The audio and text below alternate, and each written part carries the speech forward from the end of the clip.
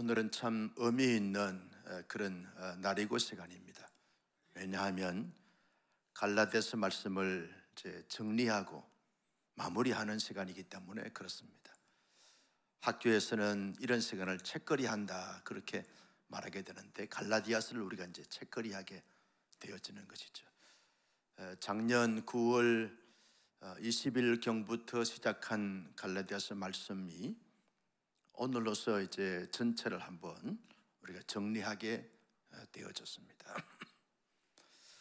갈라디아서 말씀을 이제 쭉 살펴보면서 또 은혜를 받으면서 한 세 가지 정도로 정리할 수가 있습니다. 그 첫째는 1장과 2장에서는 바른 복음과 다른 복음에 대해서 말씀하고 있는 것이죠. 바울이 아주 강력하게 말씀하신 것은 바른 복음을 따르지 않고 다른 복음을 전하거나 따르게 되면 저주를 받게 된다. 아주 극단적인 단어를 표현을 했습니다. 왜 바른 복음은 영생에 이르게 하지만 다른 복음은 멸망에 이르게 하기 때문에 그렇다는 것입니다. 바른 복음은 자신을 살리고 공동체를 살리고 시대를 살리지만 다른 복음은 자신도 다른 사람도 공동체도 멸망하게 만드는 것입니다. 그래서 다른 복음을 따르는 자들은 반드시 다른 복음을 전하는 자들은 저주를 받게 된다. 그렇게 말씀을 했습니다. 나는 우리 온사랑의 성도님들이 신앙의 연조가 깊어질수록 또 신앙의 연륜이 쌓여질수록 참된 복음, 바른 복음을 따라가는 하나님의 사람들이 되시기를 예수님의 이름으로 축복합니다. 최근에 우리 한국 교회에 좋은 현상이 일어나고 있습니다. 이단으로 이렇게 낙인을 찍혔던 그런 교단 단체에서 많은 목회자들이 탈퇴를 선언하고 우리 교단으로 돌아오고 있습니다. 저희 이제 이단 대책위원회에서 이번에 총회 때 헌의를 하기를 이단 단체에서 이제 나와서 탈퇴를 해서 우리 교단으로 들어오게 될 때 어떤 절차를 밟으면서 우리 교단의 이름을 걸고 목회를 하게 할 것인가, 여기에 대해서 교리적으로 또 신학적으로 잘 체계화된 교육을 받아서 다른 복음에서 바른 복음으로 무장하여 사역할 수 있도록 하자. 이런 이제 절차상의 어떤 단계를 우리가 이제 헌의를 하면서 앞으로 그렇게 이제 되리라고 생각하는데, 여러분 그 이단으로 낙인 찍혔던 이단으로 그렇게 인정됐던 그런 이 교단이나 단체에서 많은 목회자들이 탈퇴하고 또 어떤 이 교단은요 감기만 들려도 감기 귀신 들렸다 그렇게 말을 하고 모든 것을 다 귀신론으로 이렇게 접근해가는 이런 교회에서 만여 명의 성도들이 탈퇴를 선언했습니다. 그동안 우리가 수십 년 동안 잘못 배우고 다른 복음에서 우리가 물들어 있었는데 바른 복음을 깨닫고 난 다음에는 더 이상 거기에 머물 수가 없다. 그래서 탈퇴를 선언하고 바른 복음을 전하는 이런 교단으로 돌아오고 있는 가운데 있습니다. 이것은 한국교회의 놀라운 하나님의 은혜다, 역사다, 그렇게 보게 되어지는 것입니다.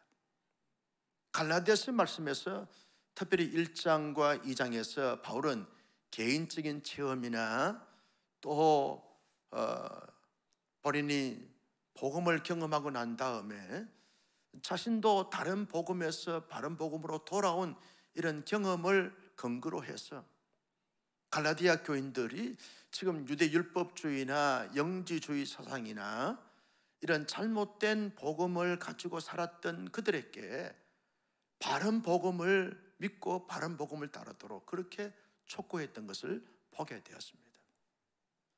이제 갈라디아서 3장과 4장에서는 사람이 의롭다 칭함을 받는 것은 이신칭이라고 말하는데, 의롭다고 칭함을 받는 것은 어떤 인간의 행위로 말미암아서 받는 것이 아니다.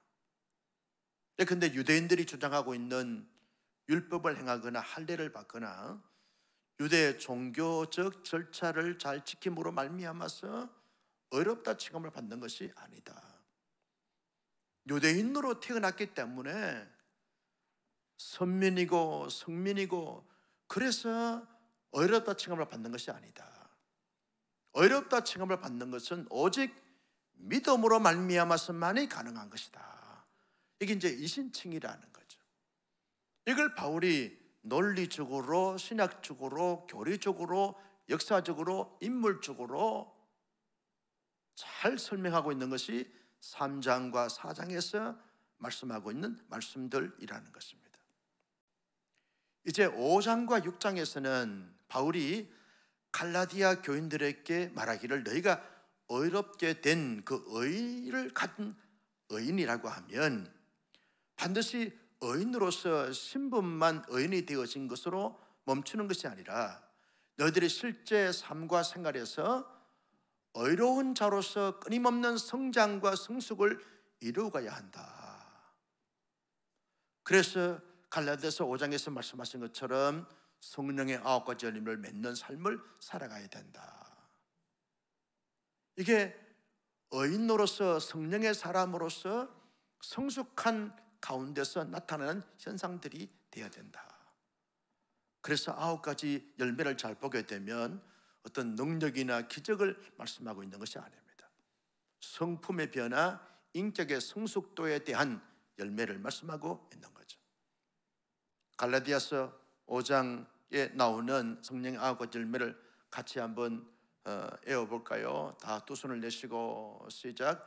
사랑과 희락과 화평과 오래 참음과 자비와 양성과 충성과 온유와 절제. 이 9가지 열매, 하나님과 관계성 속에서 다른 사람과 관계성 속에서 자기 자신에게 있어서 이 9가지 열매를 잘 맺는 이런 삶을 살아가게 될 때 성령의 사람으로서 의인으로서 성숙함을 더해가는 삶의 모습이다. 이걸 말씀해 주고 있습니다. 그러면서 지난주에 우리가 살펴본 것처럼 끊임없는 신앙의 성장과 성숙을 이룬 자들은 반드시 잘못된 자들, 왜곡된 자들, 삐뚤어진 자들을 바로 고쳐주는 이런 삶을 살아가야 된다. 자신도 고치고 다른 사람도 잘못된 자들을 고쳐주는 이런 삶을 살피면서 고쳐주는 이런 삶을 살아가야 된다. 성숙한 사람들은 자기의 신앙만 돌보고 자기의 신앙만 지키는 것이 아니라 연약한 자들, 잘못된 자들, 넘어진 자들, 이런 자들 일으켜주면서 끊임없는 성장과 성숙을 함께 이루어가는 이런 하나님의 사람들이 되어야 된다. 그리고 가난한 자, 소외된 자, 억눌린 자, 도움이 필요한 자들과 언제나 함께 해주면서 돕고 섬기면서 나누면서 덕을 베푸는 하나님의 사람들의 삶이 되어야 된다라고 하는 사실을 우리가 말씀하면서 그 말씀을 나누면서 은혜를 받았습니다. 오늘은 바울이 결론적으로 말하기를 갈라디아 교회의 성도들아 너희들이 진정으로 어렵다 칭함을 받은 의인이 됐다고 하면 반드시 신앙의 성장과 성숙을 이루어가야 되는데 그 신앙과 성장과 성숙을 이루어가기 위해서는 어떻게 해야 되는가 하는 것에 대해서 아주 구체적으로 말씀하고 있는 말씀인 것을 볼 수 있습니다. 바울이 독특한 표현을 쓰고 있는데요, 먼저 11절 말씀을 같이 한번 보실까요? 시작. 내 손으로 너희에게 이렇게 큰 글자로 쓴 것을 보라. 바울이 갈라디아서 말씀을 통해서 갈라디아 교인들에게 편지를 쓰면서 큰 글자로 친필로 쓰고 있는 것입니다.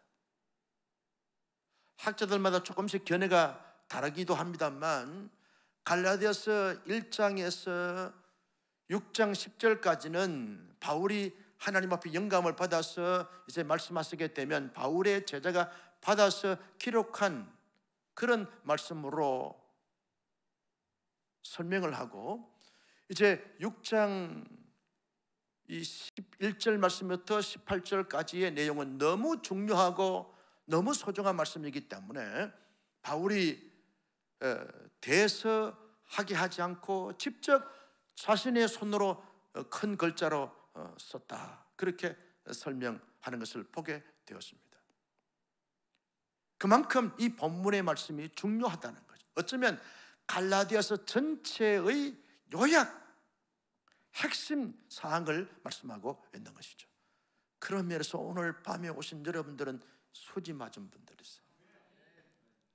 잘 오신 줄로 믿습니다. 여러분, 이 결론 부분을 잘 정리해야 갈라디아서 1장부터 6장 전체를 이렇게 쫙 뚫게 되어진다는 거죠. 유대 율법주의자들은 말하기를 자신들이 할례를 받고 율법을 지키면서, 그러면서 유대 절기를 지키면서 굉장한 종교적 우월의식을 가지게 되어졌습니다. 긍지와 자부심을 가지게 되어졌습니다. 그러면서 바울처럼 십자가의 복음을 증거하는 사람들을 아주 이렇게 하등하게 보신 거죠. 천대식이었습니다. 자기들과 차원이 다른 사람으로 보게 되어진 것이죠. 그러면서 바울이 증거한 복음을 통해서 예수 믿고 어렵다 칭함을 받은 것에 대한 긍지와 자부심을 가지고 의로운 자로서의 합당한 삶의 모습을 가지고 살아가려고 하는 사람들에게 끊임없이 그들이 유혹합니다. 너희들 그래서는 안 돼. 우리에게 돌아와야 돼. 우리가 지키고 있는 율법을 지켜야 돼. 그리고 남자들은 다 할례 받아야 된다니까. 그러면서 유대 종교의 어떤 거칠애들, 모양들, 내용들, 형식들을 강조하면서 끊임없이 자기들 편으로 돌아오도록 유인하고 있는 것을 보게 되었습니다. 그런 사실을 바울이 알고서 갈라디아 교인들에게 말하기를, 어렵게 되어진 하나님의 사람들은 끊임없이 신앙의 성장과 성숙을 도모해 가야 되는데, 그런 자들이 되기 위해서는 반드시 십자가의 복음을 경험하고 십자가의 복음을 항상 누리면서 살아가는 삶을 살아가야 된다. 십자가의 복음이 뭐냐라고 말할 때, 예수님이 나 같은 죄인을 사랑하셔서 그 죄를 사하시기 위해서 십자가에 대속의 제물이 되셔서 돌아가셨다. 내가 죽어야 되는데 예수님이 대신 죽으셨다. 예수님이 죽으심으로 말미암아 내 모든 과거와 현재와 미래 전체의 모든 죄가 사함받는 길이 열리게 되어졌다. 그래서 성령께서 깨닫게 하시고 믿게 하심으로 말미암아 믿음으로 입술로 고백하는 자들은 모든 죄가 사하여져서 의롭게 되어졌다. 예수님은 우리의 의롭다 하심을 위해서 확정하시기 위해서 부활하셨다. 부활의, 예수님의 십자가의 죽으심과 부활의 그 사건을 나의 사건으로 확신하고 그리고 믿게 하시는 이 성령님의 역사를 경험한 사람들의 이런 모든 총체적인 삶을 가르쳐서 십자가의 복음을 경험하는 삶이다, 그렇게 말하게 됩니다. 여러분, 우리가 죄인에서 의인된 것은 십자가의 복음을 경험한 증거인 줄로 믿었으면 아멘. 십자가의 복음을 경험한 사람들은요, 늘 그 마음속에서 원망이 나옵니까? 감사가 나옵니까? 감사가 나오지요. 나 같은 죄인의 그 사함받기 후 하나님의 자녀가 되기 위해서 예수님이 아무 죄도 없고 아무 허물도 없으신 그 예수님이 십자가에 대속의 제물이 되셔서 죽으신 것을 생각하면 모든 것을 초월하여 감사할 수 있게 되어지는 것이죠. 하나님의 사람들의 실제 삶 속에서는 대속의 은총을 경험한 사람들은요, 늘 마음속에 어떤 원망이나 불평이나 짜증이나 불만을 토로하는 것이 아니라 늘 감사하면서 감격하면서 감동하면서 삶을 살아가는 것이죠. 웬 은혜요, 웬 사랑이요, 웬 축복이요, 웬 능력인지 늘 감사하고 감격하고 감동하면서 살아가는 거죠. 여기에 신앙의 성장과 성숙과 선량함과 거룩함의 모습이 나오게 되어지는 것이죠.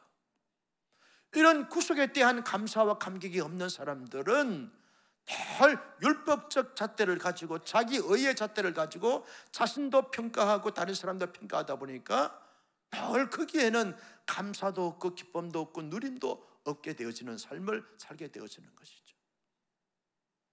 신앙의 성장과 성숙은 어디서부터 출발되는가? 십자가의 복음을 경험한 거기서부터 시작되어져야 건강한 성장과 지속적인 성숙을 이루어갈 수 있는 하나님의 사람들이 되게 된다.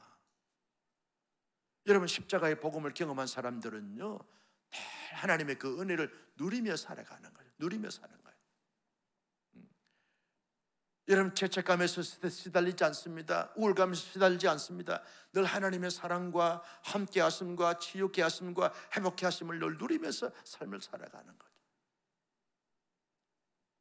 여러분, 어렵다 칭함을 받은 하나님의 사람들도 살다 보면 때때로 어려움도 당하고 환난도 당하고 시험도 당하지만, 그럴 때마다 우리 예수님께서 우리의 죄를 십자가 돌아가신 그 예수님이 부활하셔서 성천하셔서 다른 보혜사를 우리에게 보내주신 그 성령 하나님께서 우리로 함께 하시고 도우시고 지지하시고 응원하시고 책임져 주시고 반드시 역사해 주신다라고 하는 사실을 믿는 믿음이 있기 때문에 지금의 형편과 처지 여건을 초월하여 늘 누리면서 살아가는 거예요. 은혜를 누리고 하나님의 사랑을 누리고 하나님의 승리를 누리면서 살아가는 삶이 십자가의 복음을 경험한 사람들의 삶의 모습이고 자세고 태도이다. 여기에 놀라운 성숙이 나타나겠다는 거죠. 여기에서 놀라운 풍성함이 나타나게 되어지는 것입니다. 나는 우리 온사랑의 순도님들은 바울처럼 십자가의 복음을 늘 경험하고 누리면서 살아가는 하나님의 사람들이 되시기를 예수님의 이름으로 축복합니다. 왜 갈라디아 교인들이 힘들어지고 어려워졌느냐? 십자가의 복음을 경험한 가운데 있었지만 누리지 못하기 때문에 유대 종교 지도자들이 와가지고 율법을 지켜야 된다, 할례 받아야 된다 그러니까 자꾸 혼란스러운 거예요. 영은 거룩하고 육은 더러운 것이다. 그래서 성속 이혼론을 주장하는 사람들의 이 영주주의 사상에 영향을 받아가지고 자꾸 이렇게 마음도 몸도 혼탁해지는 것입니다. 자꾸만 그들이 이렇게 유혹하고 미혹하니까 그게 자꾸 넘어가고 휘청거리는 이런 모습을 가지게 되어진 것이죠. 그래서 바울이 갈라디아서 결론 부분에서 말합니다. 갈라디아 교인들아, 유대주의자들의 그 자신들도 율법을 제대로 지키지 않는 자들의 허상과 허구와 잘못된 모습에 본받지 말고 너희들은 언제나 주어진 현실 속에서 십자가의 복음을 경험하고 십자가의 복음을 범사해서 누리며 삶을 살라. 그러면 너희들의 신앙이 끊임없는 성장이 있고 성숙이 있을 것이다. 이걸 말씀해 주고 있는 것이죠. 여러분, 12절 말씀을 같이 한번 볼까요? 시작. 무릇 육체의 모양을 내려 하는 자들이 억지로 너희에게 할례를 받게 하면 그들이 그리스도의 십자가로 말미암아 박해를 면하라. 여러분, 육체의 모양을 내려 하는 자들이 누굽니까? 이게 유대주의자들을 말하고 있지 않습니까? 그들은 억지로 너희에게 할례를 받게 한다는 거예요. 왜? 십자가의 복음을 경험한 너희들의 그 경험에서 잠깐만 빼내고자 하는, 십자가의 복음을 누리고자 하는 너희들의 그 누림을 잠깐 빼앗아 가려고 하는 이런 악한 의도에서 말하고 있는 것이다, 그 말이죠. 그러면 13절 말씀을 보세요. 13절 말씀 시작. 할례를 받은 그들이라도 스스로 율법은 지키지 않아요. 할례 받은 그들이 율법을 지키지 않아요. 유대주의자들은 너희에게 할례를 받게 하려 하는 것은 그들이 너희의 육체로 자랑하기, 난 할례 받았으니까 나는 구원이 보장됐다, 이런 지극히 마음으로 영적으로 심령적으로 믿지 않으면서도 육체의 표시로서 마치 어떤 특별한 특징인처럼 이렇게 여겨지는 그런 자꾸 이 허울만 추구해가는 유대주의자들의 그 유혹에 넘어가지 말라. 넘어가지 않고 지속적인 성장을 가지기 위해서는 너희가 지금 경험했던 십자가의 복음을 붙잡고 주어진 삶 속에서 누가 와서 어떤 말을 한다 할지라도 어떤 분위기와 어떤 시대적 흐름이, 시대적 정신이 흘러온다 할지라도 거기에 휘청거리지 말고 십자가의 복음을 누리며 살라. 따라서 합니다. 십자가의 복음을 경험하고 누리며 살라. 할렐루야. 여기에 놀라운 비밀이 있습니다. 하나님의 놀라운 축복의 비밀이 여기에 있는 것입니다. 여러분, 성도로서의 행복한 그 삶의 원리는 여기서부터 나오게 되어지는 것이죠.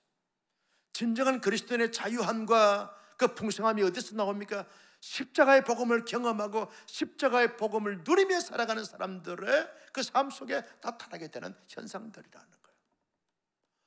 그래서 십자가의 복음을 경험하고 누리며 살아가는 사람들은 하나님도 좋고 교회도 좋고 목사도 좋고 성도도 좋고 세상에 살아가는 삶도 힘들어서 못 살겠다, 억울해서 못 살겠다, 속상해서 못 살겠다, 그런 말을 하지 않습니다. 힘들어도 살만하다, 살 수 있어, 살아가, 승리해, 그렇게 외치면서 당당하게 살고 여러분 담대하게 거침없이 아주 멋진 삶을 살아가는 하나님의 사람들이 되는 것을 볼 수 있습니다. 우리 모두가 그런 삶을 살아갈 수 있기를 예수님의 이름으로 축복합니다. 여러분, 또 하나 십자가의 복음을 경험한 사람들은 주어진 현실 속에서 어떤 모습을 가지고 살아가는가? 14절 말씀을 같이 볼까요? 시작. 그러나 내게는 우리 주 예수 그리스도의 십자가 외에 결코 자랑할 것이 없으니 그리스도로 말미암아 세상이 나를 대하여 십자가에 못 박히고 내가 또한 세상에 대하여 그러하니라. 여러분, 바울은 말합니다. 십자가의 복음을 경험하고 십자가의 복음을 누리며 삶을 살다 보니까 자신이 자랑할 수 있는 것은 십자가밖에 없는 거예요. 예수님의 십자가, 그리스도의 십자가, 이것밖에 자랑할 것이 없는 거죠. 유대인들은 나는 할례를 받았다고, 너 할례 못 받았지? 그러면서 우울의식을 갖는 이것을 자랑합니다. 아브라함의 후손을 자랑합니다. 나는 율법을 철저하게 지키고자 하는 이 열심과 열정과 어떤 구별됨, 이것을 자랑합니다. 자기의 의를 자랑합니다. 나는 유대인으로 태어났다고, 너희들은 이방인으로 태어났지, 너희들은 자랑할 것이 없지, 우린 자랑할 것이 많아. 이런 어떤 특권의식과 우월의식을 가지고서 여러분 자랑하는 그들을 보게 되었습니다. 그러나 바울은 내가 자랑할 수 있는 것은 너희들이 자랑하는 것에 비하면 훨씬 더 많아. 나도 유대인이야. 나는 로마 시민권 가졌어. 나는 바리새파 사람이야. 나는 적어도 가말리엘 문외생이야. 열심으로 하면 나를 따라올 수 있는 사람이 세상 천지에 누가 있냐? 아주 탁월한 사람이고 뛰어난 사람이 사도 바울입니다. 자랑할 것이 너무 많은 사람들이, 일반 보통 평범한 사람들에 비해서 이 바울은 특별한 사람이고 뛰어난 사람이기 때문에 자기의 지식이나 율법에 대한 지식이나 인문학에 대한 지식이나 헬라의 철학이나 사상이나 이런 부분들에 대해서 타의 추종을 불허할 정도로 뛰어나고 탁월한 사람이에요. 그런데도 불구하고 바울은 한 번도 자기의 어떤 가진 지식이나 능력이나 어떤 경험이나 어떤 자기의 출신이나 성분이나 학벌 이런 것을 자랑하지 않습니다. 오직 자기의 자랑은, 왜냐하면 그것을 다 배설물로 여기있기 때문에 그렇다는 거예요. 내가 자랑할 수 있는 것은 오직 예수 그리스도의 십자가 복음밖에 없다. 다시 한번 여러분 14절 말씀을 크게 한번 읽습니다. 시작. 그러나 내게는 우리 주 예수 그리스도의 십자가 외에는 결코 자랑할 것이 없으니 이 고백이 우리 모두의 고백이 되기를 예수님의 이름으로 축복합니다. 여러분, 예수님의 십자가의 대속의 은총과 은혜와 사랑과 능력과 축복을 자랑하는 사람들은 최고의 그분을 자랑하는 것입니다. 최대의 것을 자랑하는 것입니다. 우리가 십자가의 복음을 자랑할 때, 예수 그리스도의 십자가를 자랑할 때 주님이 얼마나 영광 받으시고 기뻐하시는지 몰라요. 너가 너의 신분을 아는구나. 너가 내게 받았던 은혜를 아는구나. 그러면서 하나님이 아주 기뻐하시고 영광 받으시면서 하늘과 땅에 놀라운 축복으로 은총으로 채워주실 줄로 믿으시면 아멘. 여러분, 교회 안의 성도들은요, 뭘 자랑해야 됩니까? 자기의 외모, 지식, 재산, 능력, 지위, 위치, 경험, 이것을 자랑할 것이 아닙니다. 자기의 어떤 업적 자랑할 것이 아닙니다. 자기의 자식들 자랑할 것이 아닙니다.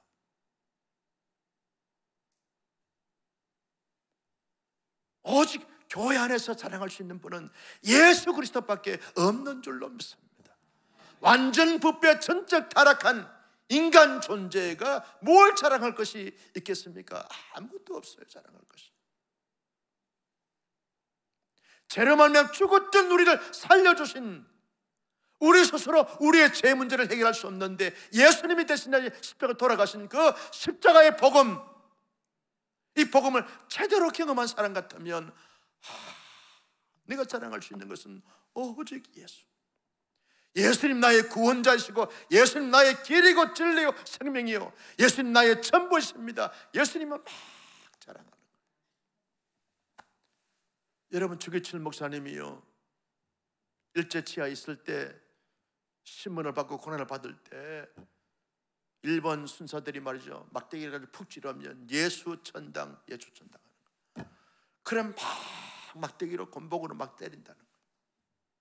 그래도 때릴수록 자기 몸에 될수록 뭡니까? 예수 천당, 예수 천당 외쳤다는 거예요. 왜 당신은 당신 몸에 손만 대면, 그리고 뭔가 부딪히게 되어지면 예수 천당 그렇게 하냐? 주기철 목사님이 그렇게 유명한 말을 남겼어요. 내 영혼에, 내 몸에 예수님으로 꽉 찼기 때문에 조금만 건드려도 참 것이 나올 수밖에 없지 않냐. 이게 진정한 믿음의 사람들의 삶의 모습이라는 거죠. 내 속에 예수 그리스도의 십자가의 복음으로 꽉 차 있으면 말할 때도, 우리가 행동할 때도 오직 예수 그리스도의 십자가만 자랑하게 되어져 있습니다. 교회 안에서 그리스도인들이 세상 속에 살면서 자기 자랑과 자기 당착에 너무 빠질 때가 많아요. 진작 십자가의 복음을 자랑하지 않고 자기 의에, 자기 노력에, 자기 업적에 자랑에 빠진 사람들이 많다니까요. 오래 가지 못하면 오직 우리가 자랑할 수 있는 것은 예수 그리스도의 십자가밖에 없는 줄로 믿었으면 아멘. 세 번째, 성숙한 하나님의 사람들의 삶은 어떤 삶의 모습을 가지고 살아가야 합니까? 여러분, 17절 말씀을 같이 볼까요? 17절입니다. 시작. 이후로는 누구든지 나를 괴롭게 하지 말라. 내가 내 몸에 예수의 흔적을 지니고 있노라. 여러분, 예수의 흔적은 바울이 언제 어디서 흔적을 지녔다고 여러분 말씀하고 있는 것입니까? 여러분, 갈라디아 지역에 1차 선교, 2차 선교 여행을 다니면서 이고니온 이런 지역에 다니면서 바울이 얼마나 많은 매를 맞고 죽음의 위험을 당했는지 몰라요. 그걸 추억하면서 바울이 고린도 후서 11장 23절에 이렇게 말씀하고 있습니다. 같이 볼까요?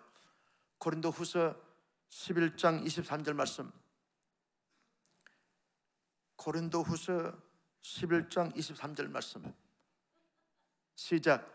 그들이 그리스도의 일꾼이냐 정신없는 말을 하거니와 나는 더욱 그러하도다. 내가 수고를 넘치도록 하고 옥에 갇히기도 더 많이 하고 매도 수없이 맞고 여러 번 죽을 뻔하였으니. 이게 이고니온 지역에 쭉 다니면서, 여러분, 이 비시디아 안디옥 지역에 다니면서, 더베 지역을 다니면서 고난받았던, 매맞았던, 고통당했던 이것을 추억하면서 말합니다. 그때 바울이 매를 많이 맞아가지고 자기의 몸에 매맞은 흉터가 있는 거예요. 바울이 그 흉터를 보면서 내가 예수의 흔적, 예수의 복음을 증거하다가 당하는 흔적을 만났다. 흔적을 만났다.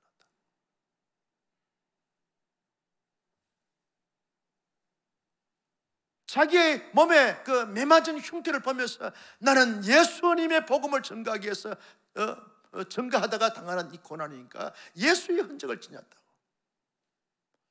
이 말의 고백은 십자가의 복음을 경험한 사람들은요, 반드시 자랑할 뿐만 아니라 증거하는 거예요. 여러분, 성숙한 사람들은요, 예수의 십자가의 복음을 증거하지 않고는 견딜 수가 없는 거죠.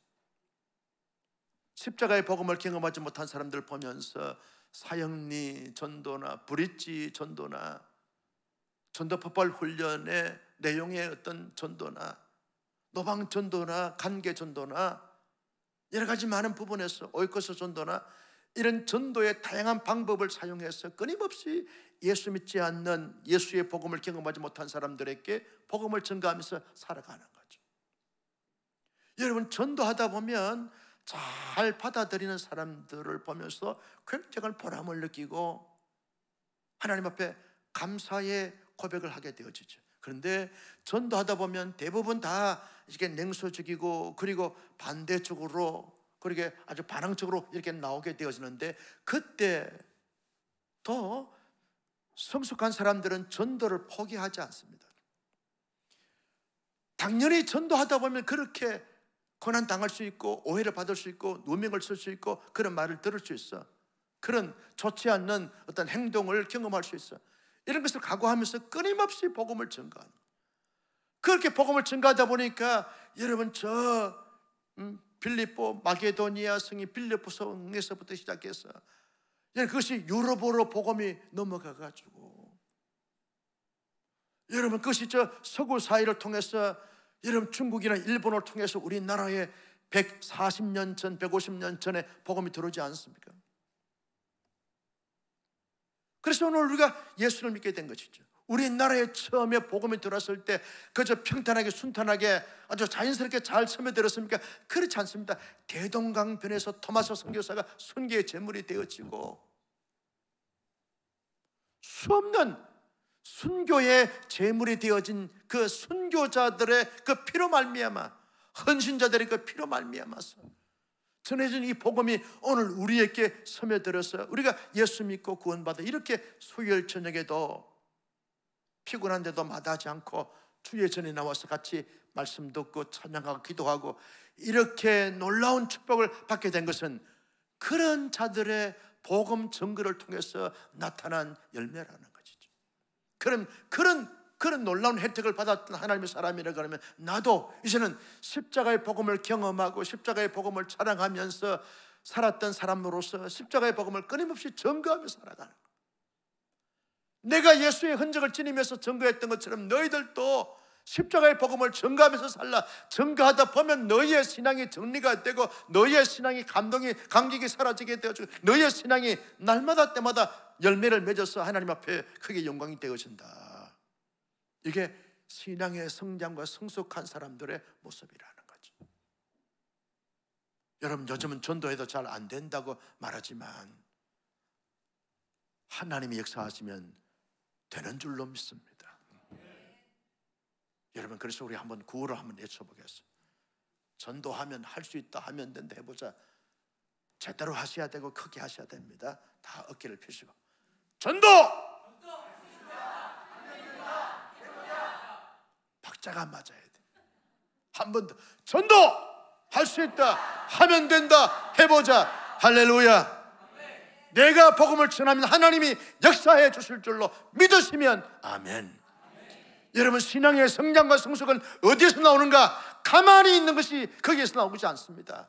야성을 가지고 담대하게 너희는 가서 모든 민족을 제자로 삼아 아버지와 아들과 성령의 이름으로 세례를 주고 내가 내게 분부한 모든 것을 가르쳐 지키게 하라. 너희는 온 천하에 다니면서 만민에게 복음을 전가하라. 오직 성령이 너에게 임하시면 너희 권능을 받고 예루살렘과 온 유다와 사마리아 땅까지 내 정인이 되게 하리라 하시니라. 이 말씀을 지키면서 살아가는 삶이 신앙의 성장과 성숙을 이루어가는 삶인 줄로 믿으시면 아멘. 나는 우리 온사랑교회 성도님들이 여름 휴가를 잘 보내고 난 다음에 다시 우리 몸과 마음을, 영혼을 추스려서 끊임없이 올 가을에는 전도하여 한 영혼 이상 하나님의 구원을 경험하게 하는 이런 역사의 우리 모두 주인공들이 될 수 있기를 예수님의 이름으로 축복합니다. 마지막으로 성숙한 하나님의 사람들은요, 어떤 모습을 가지는가? 18절 말씀을 다 같이 봅니다. 시작.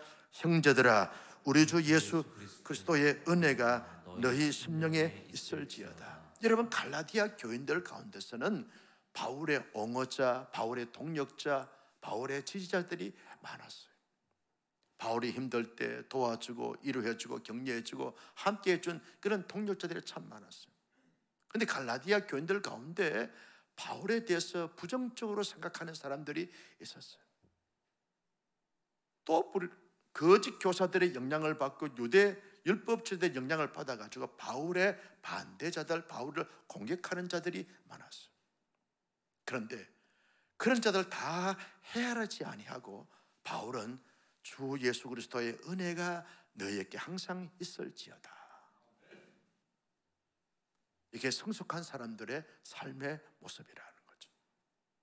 바울은 이렇게 말합니다. 결론이 형제들아, 우리 주 예수 그리스도의 은혜가 너희 심령에 있을지어다. 바울의 위로, 바울의 격려, 바울의 축복입니다. 우리는 너무 상대적 월드에 따라서 사람들을 대할 때가 참 많아요. 나를 지지하고 나를 옹호해 주면 좋은 사람이라고, 내 편이라고. 그리고 나에 대해서 부정적으로 말하는 사람은 저 사람은 상종하지 않을 사람이라고. 나를 공격하고 나를 방해하게 되면 저 마귀 새끼라고 단정할 때가 많다니까요. 상대적 원리에 따라서 그들의 인과 응보적 차원에서 사람을 대할 때가 참 많아요. 그래서 나를 지지한 사람들에 대해서 막 축복하지만 다른 사람들에서는 전혀 이렇게 냉소적으로 대할 때가 많다니까요. 성숙한 사람들은 그렇지 않습니다.